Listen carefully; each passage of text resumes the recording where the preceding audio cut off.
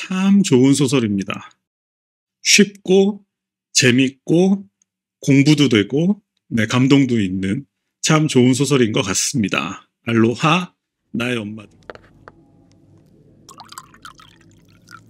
오늘은 역사소설이니까 역사소설에 대한 이야기를 조금 하고 시작하겠습니다. 저는 개인적으로 원래 문학을 좋아하니까 역사를 역사책으로 배우기보다는 역사소설을 통해서 배우는 걸 더 좋아하는 편입니다. 저는 그래요. 역사책으로 보면은 그 안에 담긴 이야기들이 마치 좀 정보처럼 보이는데 이 잘 써진 역사소설을 통해서 보면 저 자신이 마치 그 시대에 던져진 듯한 느낌을 경험하게 되는 거죠. 예를 들어 제가 좋아하는 역사소설이라면 그러니까 토니 모리슨의 빌러비드 같은 책들이 있는데 우리가 일반적으로 19세기의 미국의 흑인 노예들에 관한 내용을 얼핏 알고 있지만 자세히는 모르죠. 공감하는 건 쉽지 않은데 이 토니 모리슨의 빌러비드를 통해서 보면 우리가 마치 그 19세기 중반에 미국 남부의 노예들의 삶으로 던져지는 듯한 느낌이 들죠. 그래서 빌러비드를 보면 인간이 아니라 재산으로 취급되는 삶이라는 게 어떤 것인지 분명히 알게 되죠. 그리고 또 공감하게 되고 그리고 또 뭐 톨스토이의 전쟁과 평화라든지 뭐 여러분들 좋아하시는 헤르타 윌러의 숨근해 같은 책들도 마찬가지죠. 저희가 그 시대에 그 상황에 던져지는 듯한 느낌이 들죠. 그래서 그 안에서 잠깐 살아보는 거죠. 이게 제가 역사책보다는 역사소설을 통해서 역사를 읽기를 좋아하는 이유일 텐데 뭐 국내 역사소설도 마찬가지죠. 뭐 유명한 뭐 태백산맥이나 뭐 남한산성 같은 작품들도 마찬가지죠. 역사책을 통해서는 미처 보지 못했던 그 사람들의 어떤 심리 상태 같은 것들을 같이 체험할 수 있기 때문에 그래서 저는 역사소설을 더 좋아하는 것 같습니다. 그래서 오늘 소개할 이 이금희 작가님의 알로하 나의 엄마들도 이런 역사소설의 범주에 포함되는 작품인데 한 20년 전? 120년 정도 됐겠네요. 그러니까 20세기 초반에 우리나라가 그러니까 일제히 그때는 강제 합병되기 직전이죠. 그때 사탕수수 농장에서 일하기 위해 수천 명의 남자들이 먼저 하와이로 이주했던 일이 있었고 그 뒤로 10여 년이 지나 그 남자들이 짝을 찾기 위해서 자신들의 사진을 조선으로 보내서 신부감을 구했던 역사적 사실을 배경으로 하는 소설입니다. 그래서 그렇게 사진만 보고 하와이로 건너간 여자들을 사진신부라고 하는데 이 소설에는 그들이 어떤 계기로 하와이로 이주하게 되었고 또 그곳에서 어떤 사건들을 겪었고 또 수많은 난관을 어떻게 극복하고 마침내 자리 잡게 되었는지의 과정을 여성 서사를 중심으로 매우 정확하게 묘사하고 있는 소설입니다. 고증이 아주 잘된 작품이라는 느낌이 드는데 근데 물론 이제 좋은 역사소설은 좋은 고증만으로 이루어지지는 않습니다. 고증도 철저해야 하지만 거기에 살아있는 사람들의 이야기가 담겨야 하고 또 적절한 재미도 있고 감동도 있어야 하는데 이런 것들을 조화시켜서 균형 잡힌 작품을 창조하는 것이 작가의 역량일 텐데 이 작품은 그런 모든 면의 균형이 아주 잘 잡힌 작품이라는 생각이 듭니다. 작가 소개 간단하게 하고 넘어가자면 이금희 작가님은 62년생이시고 충북 청주 출신이라고 합니다.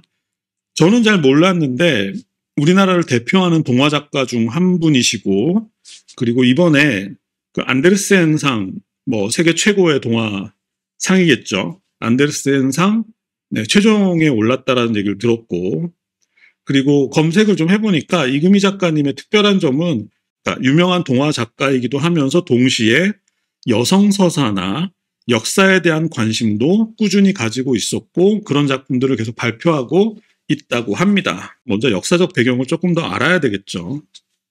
하와이는 원래 독립국가였는데 1898년에 미국에 의해서 합병되었다고 합니다. 미국에 합병되기 전에도 하와이는 이미 우리가 잘 알고 있는 진주만이 전략적으로 굉장히 중요한 위치에 있었기 때문에 이미 진주만은 미군의 그 해군 기지로 이용되고 있었고 또 그 밖에도 이미 많은 미국인들이 하와이에서 사탕수수나 파인애플 농장을 경영하고 있었다고 합니다.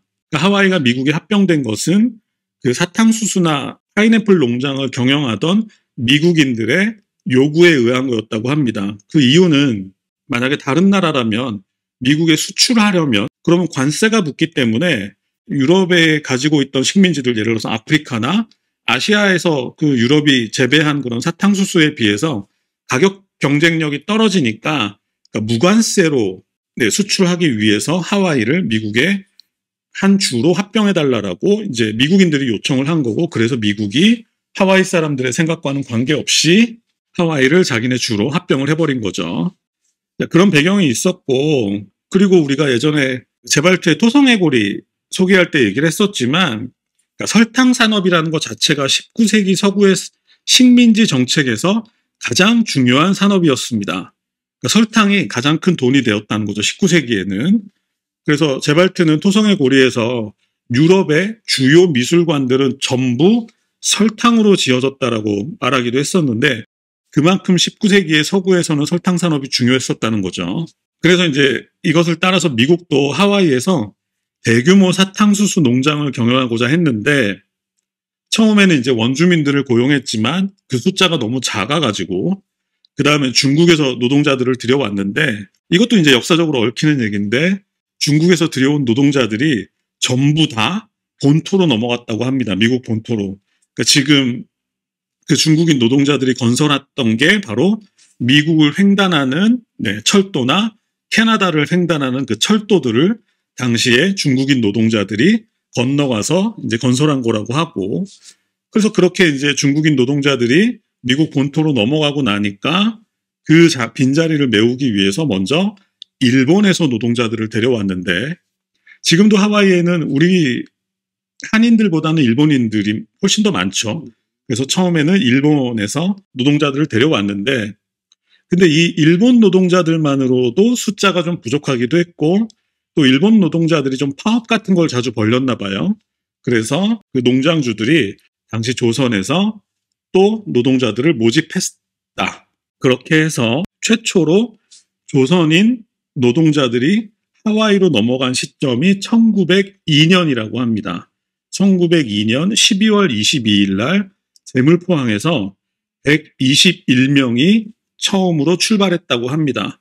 그렇게 해서 결국 약 5,000명가량의 노동자들이 하와이 사탕수수 농장에서 일하기 위해서 넘어갔다고 합니다. 그런데 이렇게 한 5,000명가량의 노동자들이 하와이로 이주를 했는데 이들이 이제 하와이에서 일한 지 한 10년쯤 지났을 무렵에 주로 남자들만 갔으니까 짝을 찾을 필요성이 생겼는데 근데 이들이 그 안에서 결혼을 하려고 하면 뭐 하와이의 원주민이나 아니면 일본인들과 결혼을 했어야 했는데 그들과는 이제 문화적 경계가 분명했기 때문에 그들과는 이제 맺어지기가 힘들었던 거죠.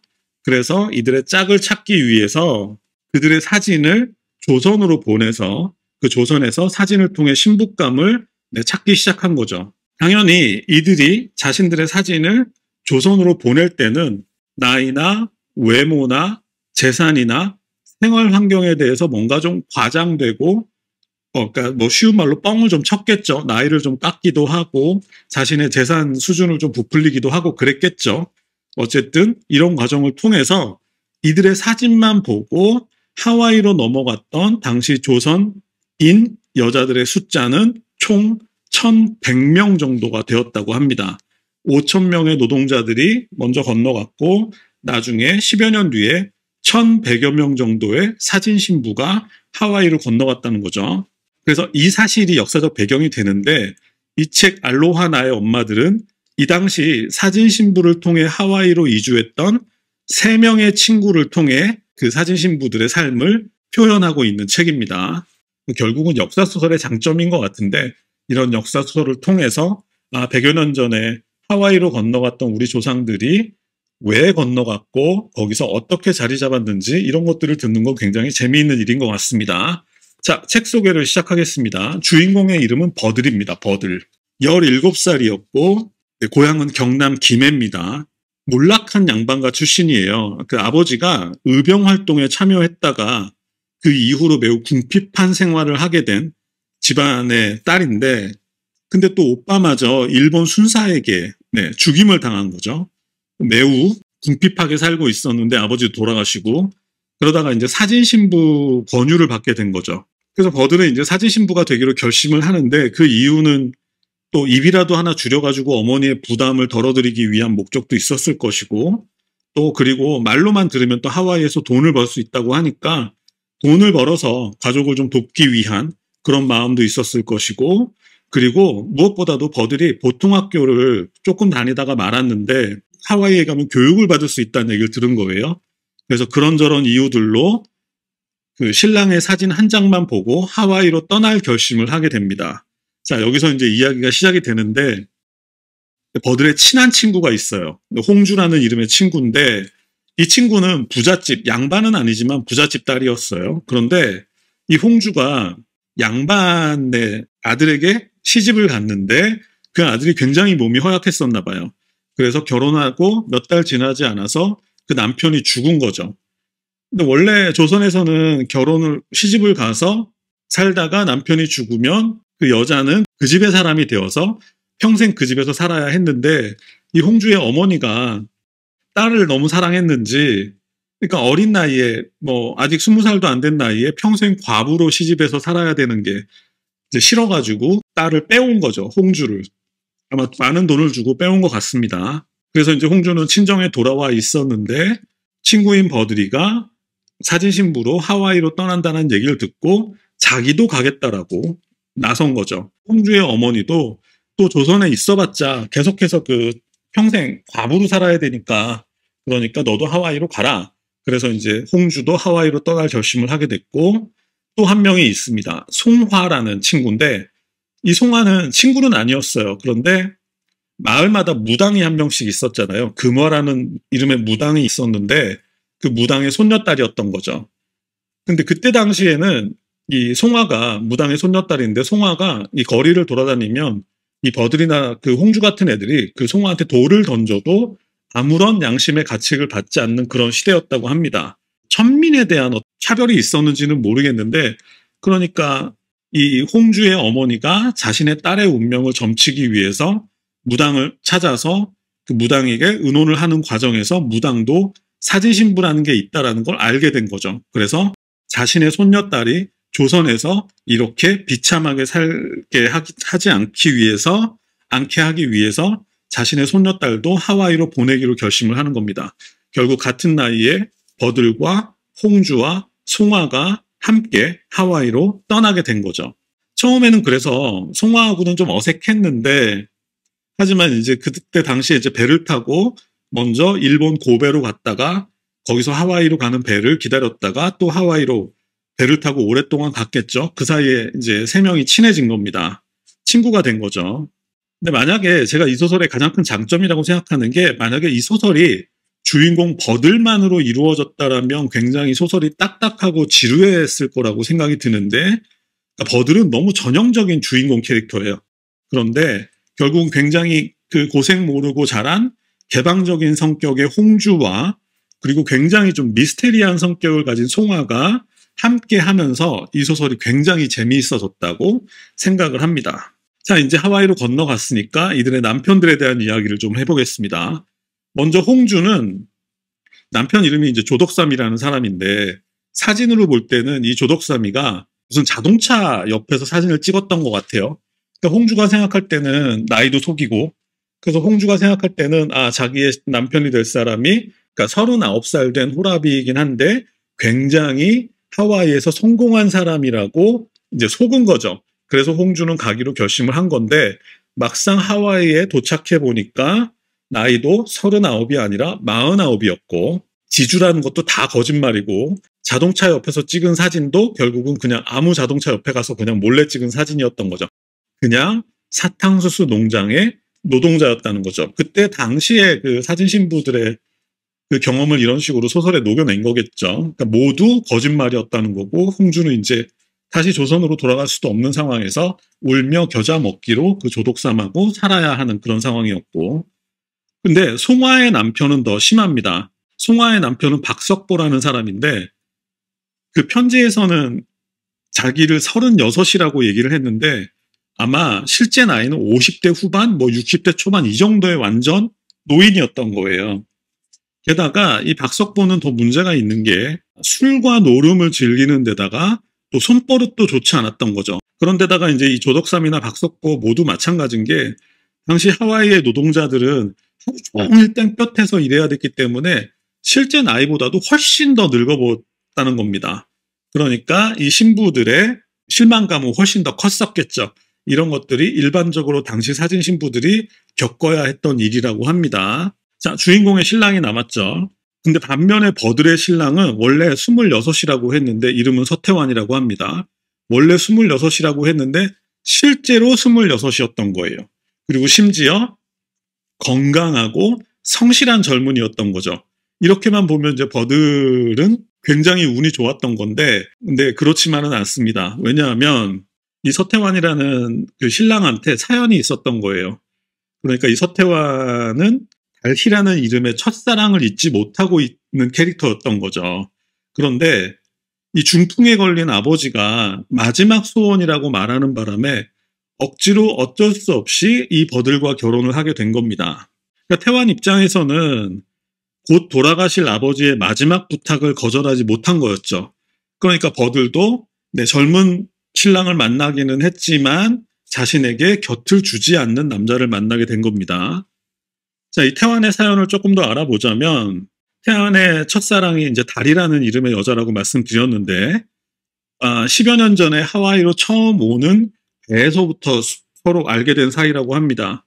그런데 문제는 이 태환의 첫사랑인 달이가 기생의 딸이었던 모양이에요.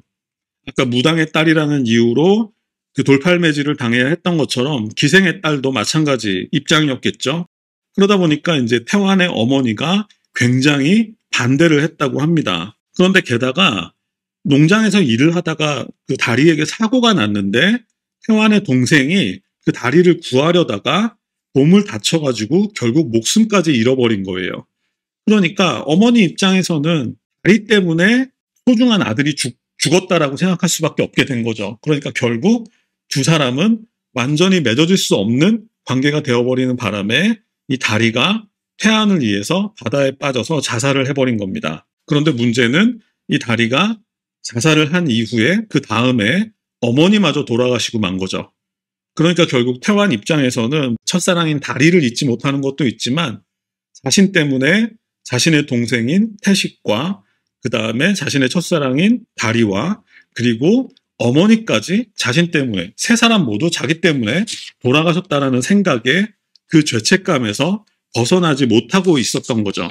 그런데 한 명 남은 아버지마저 이제 중풍으로 오늘 내일 하시는데 그 아버지가 제발 자신을 위해서라도 결혼을 해달라고 부탁을 하니까 그 마지막 부탁을 거절하지 못했던 거죠. 하지만 결국은 그 사실을 버들이 모두 알게 되고 하지만 그럼에도 불구하고 나는 당신이랑 함께 가겠다라고 손을 내밀고 결국은 태환도 이 버들의 손을 잡게 됩니다. 그런데 이쯤에서 역사소설이니까 당시 하와이에서 일했던 한국인 노동자들의 생활을 한번 슬쩍 살펴보겠습니다. 그러니까 요즘식으로 하면은 당시 하와이 노동자들은 주 6일 동안 하루에 10시간씩 사탕수수 농장에서 일했다고 합니다. 고된 일이었겠죠. 하루 종일 땡볕에서 일해야 되고 노동 자체도 굉장히 고됐겠죠. 그런데다가 당연히 당시의 백인 농장주들은 한국인들을 같은 인간이라고 생각하지 않았다고 합니다. 물론 노예는 아니었지만 무슨 더러운 물건 보듯 했다고 하고요.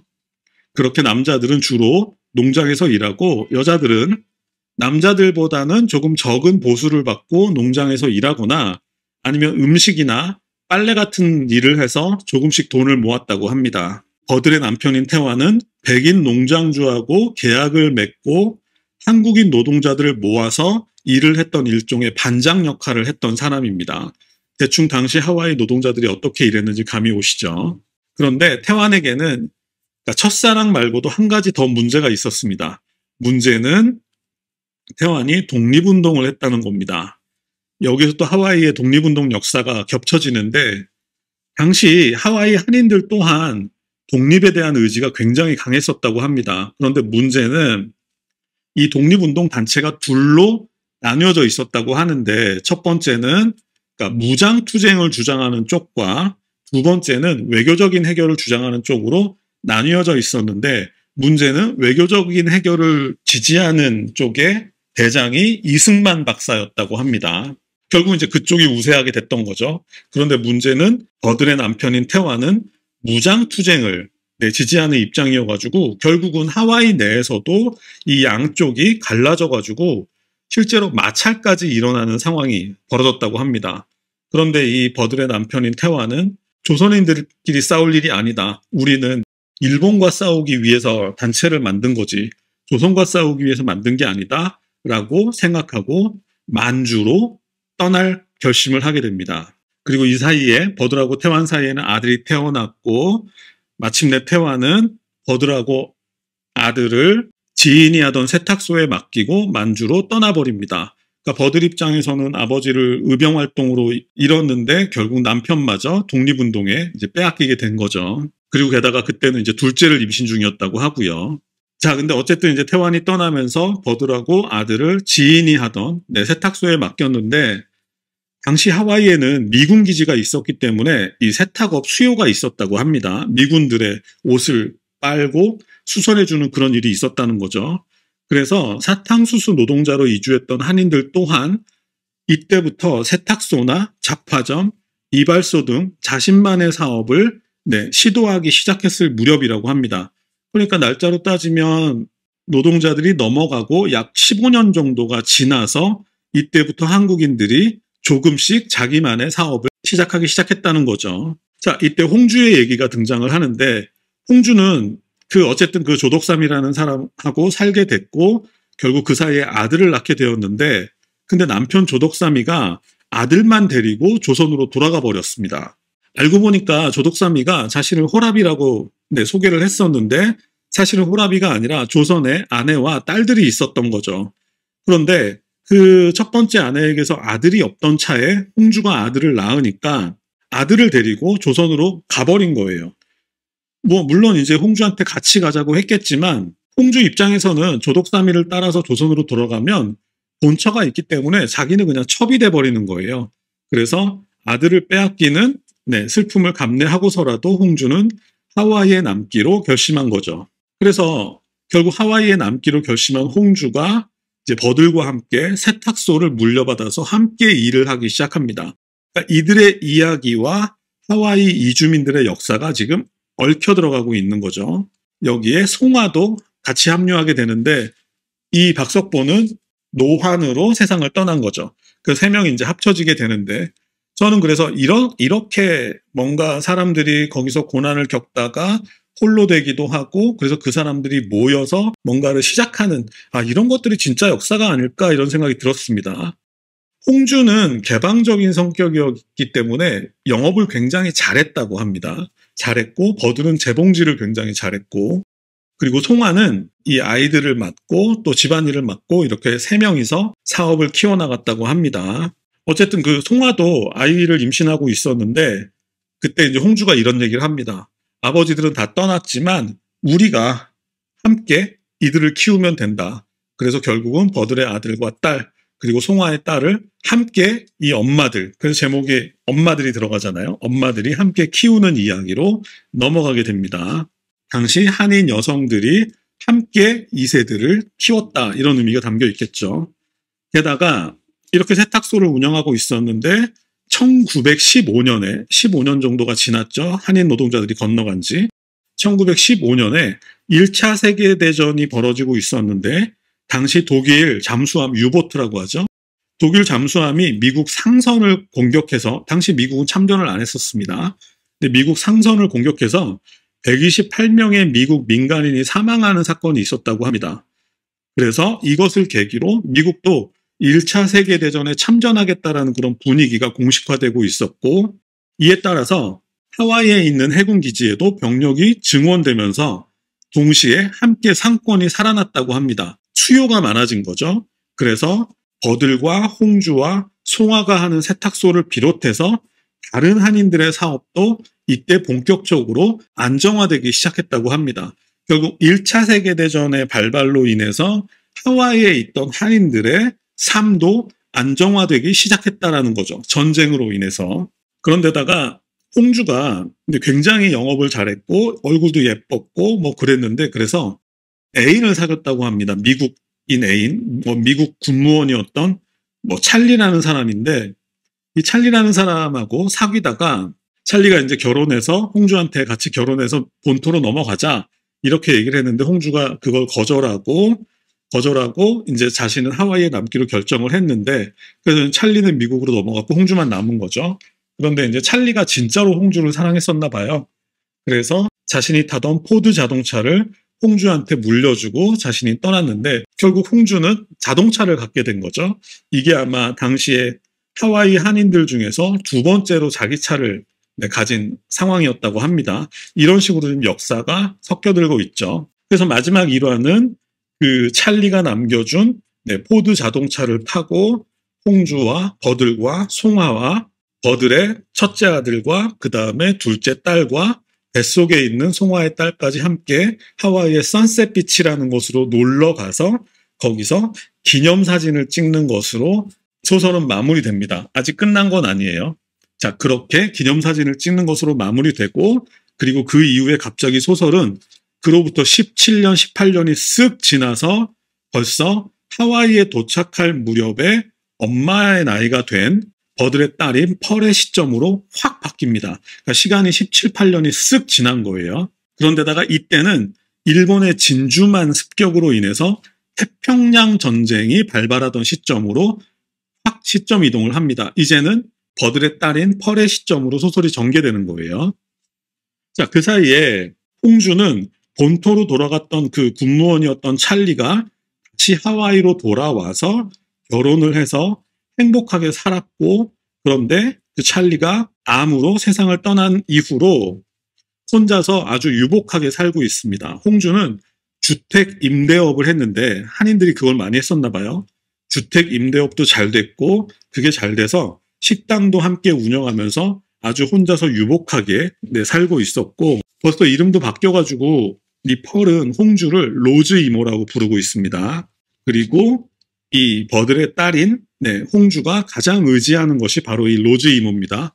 왜냐하면 엄마는 굉장히 보수적인데 반해서 이 홍주는 굉장히 개방적이어가지고 말이 잘 통했나 봐요. 그리고 그 사이에 버들은 그 사이에 이제 만주에서 다리에 부상을 입고 또 고생을 하다 보니까 천식까지 걸려서 이제 태완이 돌아왔던 모양입니다. 그래서 근데 또 태완은 대부분 이제 하와이에 있는 사람들은 다 이승만 편이었기 때문에 그들과 섞여 살기가 불편해가지고 버들은 그렇게 부상당하고 질병까지 얻어서 돌아온 태완하고 함께 하와이 산골에 있는 산속으로 들어가서 거기서 카네이션 농장을 하고 있습니다. 자, 지금 펄이 주인공으로 바뀌었으니까 펄은 요즘 대학 진학 문제 때문에 엄마하고 사이가 좋지 않은데, 그러니까 이 펄은 위스콘신 주립대학에 굳이 가야겠다는 거예요. 그런데 엄마는 하와이에서 대학을 나와서 선생님을 하라고 계속 요구하고 있는 거죠. 그것 때문에 엄마하고 펄은 지금 굉장히 지금 사이가 안 좋은 상태입니다. 근데 그러다가 펄이 로즈 이모의 집에서 보내다가 그 옛날에 선셋 비치에서 찍었던 사진을 보게 됩니다. 자, 사진 속에는 자신과 똑 닮은 젊은 날의 엄마가 있었고, 그 다음에 젊은 날에 로즈 이모가 있었고, 그 다음에 오빠가 있었습니다. 자, 그런데 나머지 한 명의 여자는 누구지? 하고 있는데 그 사진을 찍은 날짜를 보니까 자기가 태어나기도 전인 거예요. 그래서 이 사실을 이제 펄이 이제 알아보기 시작한 거죠. 어떻게 내가 태어나기도 전에 내 사진이 선셋 비치에서 찍은 내 사진이 있는 거냐 하고 알고 보니까 실제로 버들이 낳았던 딸인 펄은 돌을 지나고 얼마 지나지 않아서 폐렴으로 세상을 떠났고, 송아가 그 뒤에를 이어서 낳은 딸을 버들이 자신의 딸로 키운 거예요. 그러니까 송아가 낳은 딸도 펄이 된 거죠. 그리고 그 사이에 송아는 그 무병이라고 하죠. 그 신병 같은 거. 그게 심해져가지고 시름시름 앓다가 자신은 이제 조선으로 돌아가기로 결정을 했는데, 역시 할머니처럼 자신의 딸을 버들에게 부탁을 한 거죠. 그러니까 여기서 나의 엄마들이라는 말이 만들어진 거죠. 결국 펄은 알게 되는 겁니다. 내가 원래는 버들의 딸이 아니었고 송아의 딸이었는데 자신의 실제 엄마가 자신을 하와이에 남겨두고 본인만 조선으로 돌아갔다라는 사실을 그렇게 알게 된 거죠. 그러니까 결국 펄이 굳이 위스콘신 주립대학에 가려고 하는 이유도 펄은 어렸을 때부터 춤을 잘 췄답니다. 그러니까 결국 그 피는 못 속이는 거죠. 엄마의 유전자를 물려받은 거죠.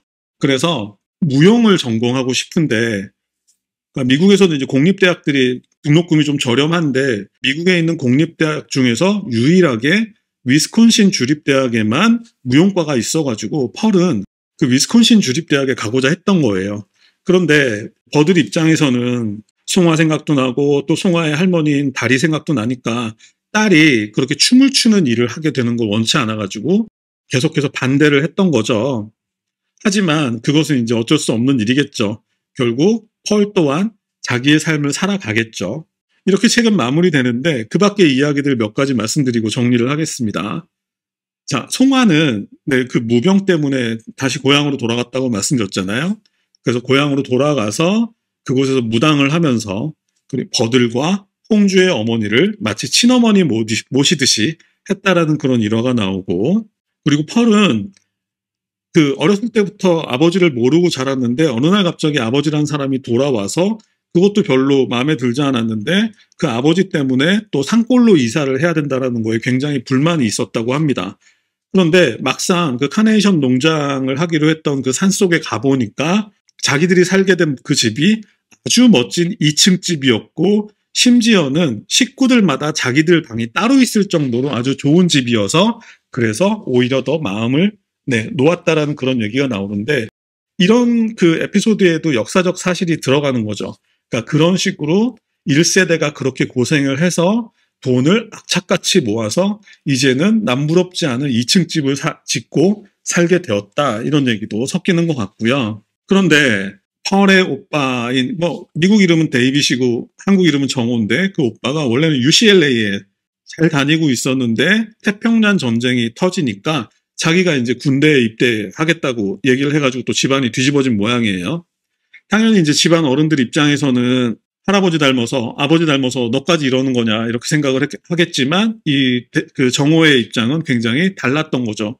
왜냐하면 정호가 UCLA를 다니고 있었는데 그곳에서 아주 심한 인종차별을 겪었던 거죠. 그래서 정호 입장에서는 이등국민으로 살고 싶지 않다라는 목적에서 자기가 군복무를 마치고 돌아오면 미국은 그런 걸 인정해 주잖아요. 군복무를 마친 사람에 대해서 존중하는 문화가 있잖아요. 그 자신이 군복무를 마침으로써 미국에서 이등국민의 그 틀을 벗어나겠다. 그러니까 결국은 이런 모든 것들이 하와이의 한인 이민자들이 어떻게 미국 사회에 받아들여지게 되었는가의 그 과정을 굉장히 이야기와 함께 섞어서 아주 잘 표현하고 있는 소설이라는 생각이 들었고요.